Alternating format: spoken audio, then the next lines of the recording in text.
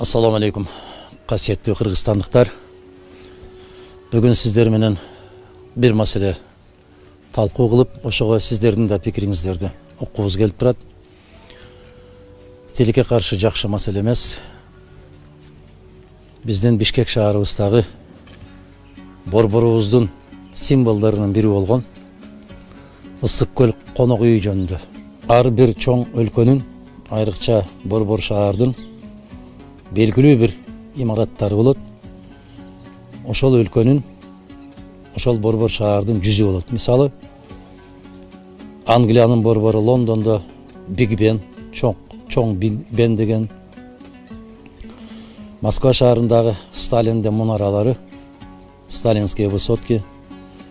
Ташкент шаарында телемунара, Алматы шаарынын телемунарасы сыяктуу биздин борборубуз Бишкектин дагы 3-4 ошол сыяктуу эң белгилери бар. Алардын бири биздин филармониябыз, Ала Той антыбыз, борбордук сүйлөшүү түйүнү сыяктуу белгилерибиздин бири Ысык көл конок үйү. Тилекке каршы азыркы азаматтар аны да талкалап, бузабыз, анын ордуна башка имарат тургузабыз деген ойлору бар экен. Эмне үчүн бирдеме куруу үчүн сөзсүз эскини талкалаш керек. Ушунчалык коргусу келип колдору кычышып атса, 11 жылдан ашып бараткан борборубуздун так ортосунда жайгашкан баш прокуратуранын имаратын маскарасын чыгарып, күйгөн бойдон ушул абалда турат. Эмне үчүн аны курса болбойт? Эмне үчүн аны оңдосо болбойт? Сөзсүз бүтүн турган нерсени бүлүндүрүшүбүз керек. Өткөн жылкы болгон белгилүү окуяларда Ысык көл конок үйү талкаланган. Ал жердеги кароочулардын айтуусу боюнча, ичиндеги заттардын баары, эмеректердин баары талкаланып, белгисиз жактарга жок болуп кеткен.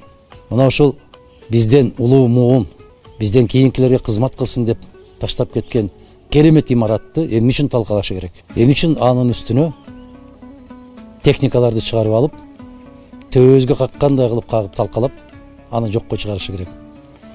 Кеп менимче ошол Ысык көл конок үйүнө караштуу болгон жер жөнүндө. Ал жерде чоң жер бар. Идея кайдан чыкканы дагы бир аз белгилүү. Себеп кезинде 2008-2009 жылдары Кытай инвесторлору менен ошол жерге бир имарат курабыз деген долбоор бар болчу. Ошол долбоорго Акылбек Жапаровдун дагы тиешеси болушу керек.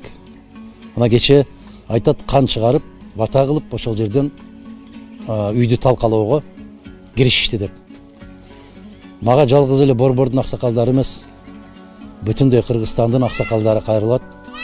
Мына ушул сыяктуу иштерди токтотсоңуздар, токтотууга аракет кылсаңыздар, биз ушуну талап кылсак, мына ушул бүлүнүп аткан нерсени токтотуп, эгер ушунчалык эле кургусу келип аткан болсо, бош жерлерибиз көп. Биздин тарыхый имараттарыбызды сактап калсак деп. Ансыз деле Кыргызстанда мына ушул тарыхый мындан 50 жыл башта, 100 жыл башта кайсы имаратыңар бар эле десе, көрсөтө албай келебиз. Эмнеге талкалайбыз ойлоноңуздар. Мен эки Жапаровго тең кайрылам. Момундай бир жапайычылык менен мамиле жасашты токтотушубуз керек. Болгондо да бул имарат тарыхый, архитектуралык мурастардын бири болуп саналышы керек эле. Мүмкүн республикалык деңгээлде болбосо дагы, жок дегенде биздин борборубуз Бишкектин деңгээлиндеги тарыхый, архитектуралык, маданий имарат деп кабыл алынган болуш керек эле. Аны ким чыгарды ал тизмеден? Эмне үчүн чыгарды? Бул чоң маселе. Ошондуктан кеч болуп калып элек, урматтуу борбор шаарыбыздын тургундары, Кыргызстандын касиеттүү аксакалдары, баарыбыз кайдыгер болуп карап тура бербестен үнүбүздү кошушубуз керек. Ушул сыяктуу биздин баалуулуктар болгон, биздин эстеликтер болгон имараттарга, жерлерге талоончулук менен мамиле жасаганды токтотушубуз керек. Тийиштүү кишилер менимче өздөрүнүн пикирин билдирет деп ойлойм. Кайдыгер болбойлу. Ал дагы биздин тарыхыбыздын бир барагы. болгондо да Кыргызстандын өркүндөп өскөн тарыхый бир барагы. Биз мыйзамдын чегинде колдон келген аракеттин баарын көрөбүз, ал имаратты сактап калганга аракет жасайбыз. Төбөлдөргө айтарым, раз акылына келиш керек, андай нерселерди токтотуш керек.